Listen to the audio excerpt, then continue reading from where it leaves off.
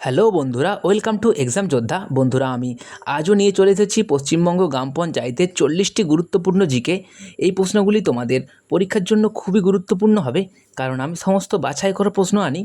তো চলো আজকের ক্লাসটি শুরু করা যাক। তো আজকে আমাদের প্রথম প্রশ্ন, ৭৩তম সংবিধান সংশোধনী আইন কত সালে পাস হয়? তো এটির সঠিক উত্তর হয়ে যাবে ৭৩তম সংবিধান সংশোধনী আইন। এটির সঠিক উত্তর হয়ে যাবে অপশান বি। এটির একদম কারেক্ট অ্যান্সার হয়ে যাবে বন্ধুরা 1992। এটা একটু মুছে গেছে, তো 1992। তারপরের প্রশ্নে আমরা চলে যাব, ভারতের কোন রাজ্যে সর্বপ্রথম পঞ্চায়েতি রাজ ব্যবস্থা চালু হয়? তো ভারতের কোন রাজ্যে সর্বপ্রথম পঞ্চায়েতি রাজ ব্যবস্থা চালু হয়?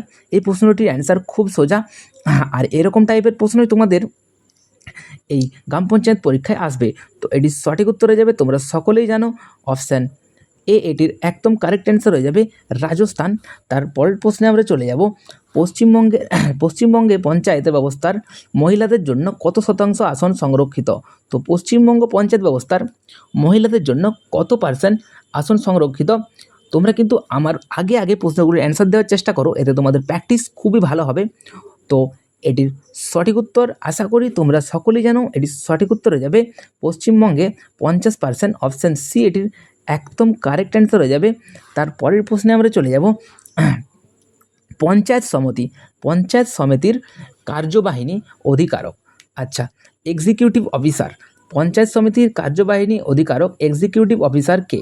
তো এটির সঠিক উত্তর তোমরা সকলেই জানো, অপশান সি। এটির একদম সঠিক উত্তর হয়ে যাবে বিডিও।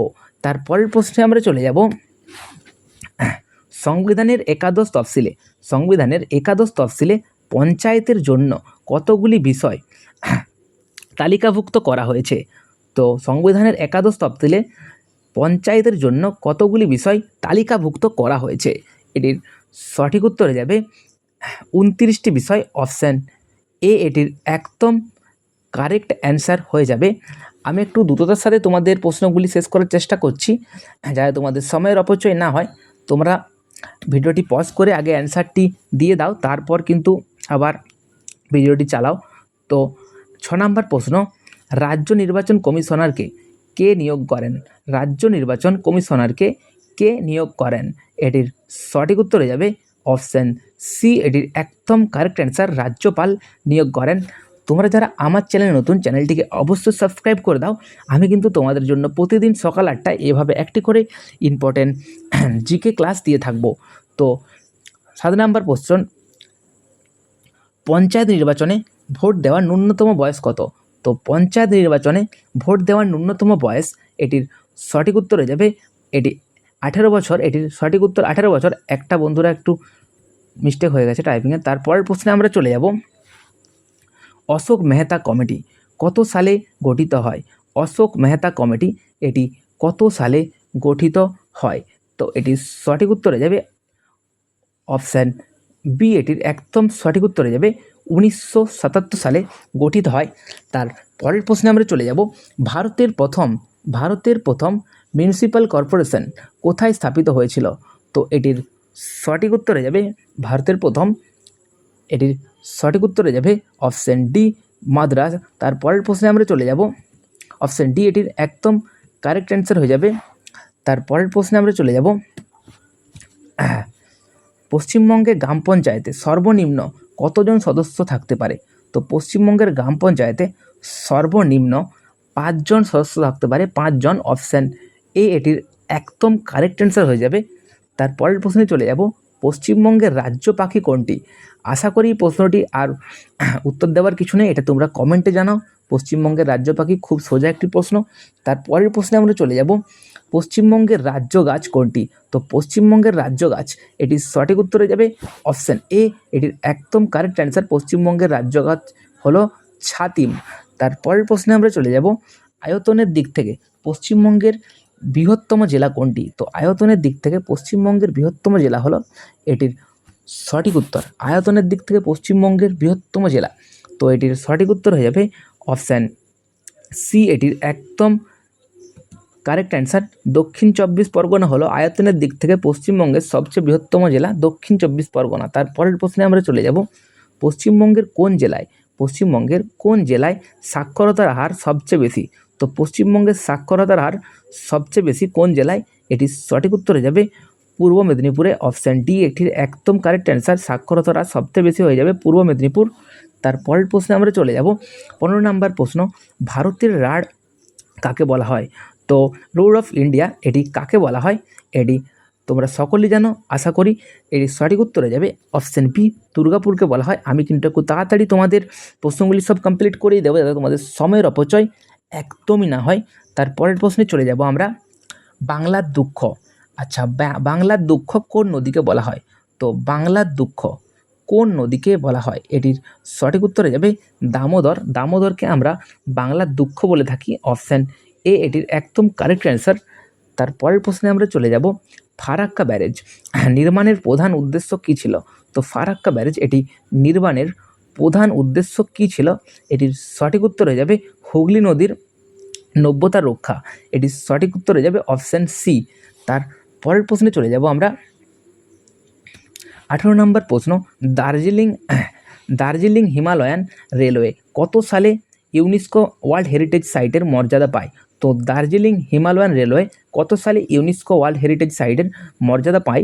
এটির সঠিক উত্তর হয়ে যাবে অপশান বি। এটির একদম সঠিক উত্তর 1999 সালে।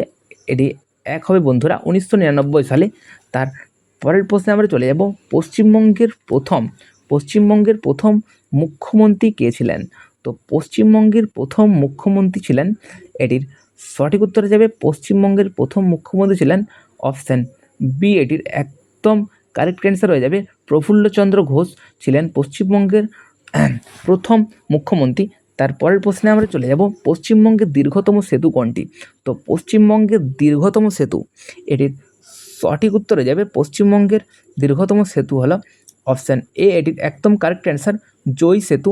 তার পরের প্রশ্নে আমরা চলে যাব, গদর পার্টি কে প্রতিষ্ঠা করেন? তো গদর পার্টি কে প্রতিষ্ঠা করেন? এটির সঠিক উত্তর হয়ে যাবে অপশান বি। এটির একদম কারেক্ট অ্যান্সার লালা হরদওয়াল। তার পরের প্রশ্নে আমরা চলে যাব, ব্রাহ্ম সমাজ কে প্রতিষ্ঠা করেন? তো ব্রাহ্ম সমাজ প্রতিষ্ঠা করেছিলেন, এটির সঠিক উত্তর হয়ে যাবে ব্রাহ্ম সমাজ প্রতিষ্ঠা করেছিলেন রাজা রামমোহন রায়। তোমরা সকলেই জানো অপশান এ এটির একদম কারেক্ট অ্যান্সার হয়ে যাবে। তার পরের প্রশ্নে আমরা চলে যাব, ভারতের প্রথম ভাইসরয় কে ছিলেন? তো ভারতের প্রথম ভাইসরয় ছিলেন লর্ড ক্যানিং ছিলেন ভারতের প্রথম ভাইসরয়। অপশান এ এটির একদম কারেক্ট অ্যান্সার হয়ে যাবে। আমরা তার পরের প্রশ্নে চলে যাব, পলাশির যুদ্ধ কত সালে সংঘটিত হয়? তো পলাশির যুদ্ধ এটি সংঘটিত হয়েছিল, এটির সঠিক উত্তর হয়ে যাবে অপশান বি। এটির একদম কারেক্ট অ্যান্সার 1757 সালে পলাশির যুদ্ধ সংঘটিত হয়েছিল। তার পরের প্রশ্নে আমরা চলে যাব, দেশবন্ধু নামে কে পরিচিত ছিলেন?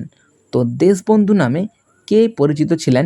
এটির সঠিক উত্তর হয়ে যাবে দেশবন্ধু নামে পরিচিত ছিলেন অপশান সি। এটির একদম কারেক্ট অ্যান্সার হয়ে যাবে চিত্তরঞ্জন দাস দেশবন্ধু নামে পরিচিত ছিলেন।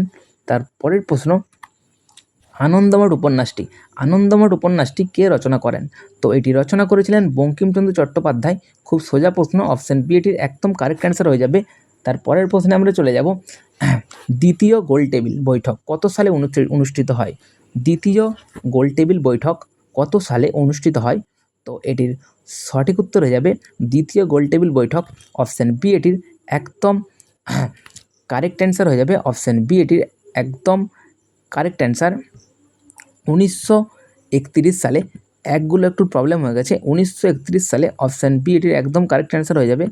তার পরের প্রশ্নে আমরা চলে যাব, সতীদাহ প্রথা কে রদ করেন?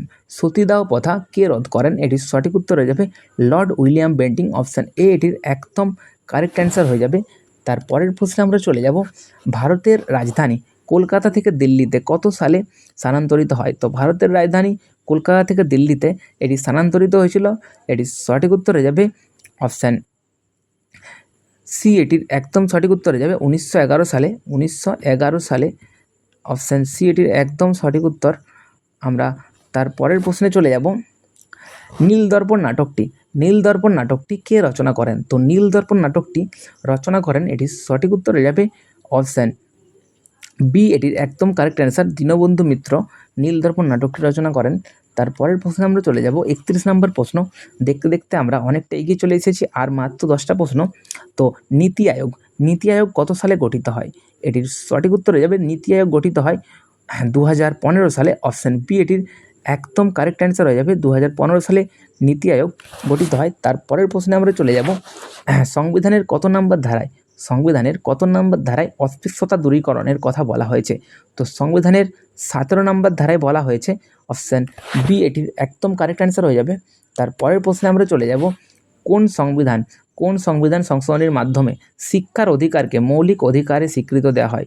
তো শিক্ষার অধিকারকে মৌলিক অধিকারে স্বীকৃতি দেওয়া হয় এটি কোন সংশোধনীর মাধ্যমে? এটির সঠিক উত্তর হয়ে যাবে অপশান সি এটির একদম সঠিক উত্তর হয়ে যাবে 86তম সংশোধনীর মাধ্যমে।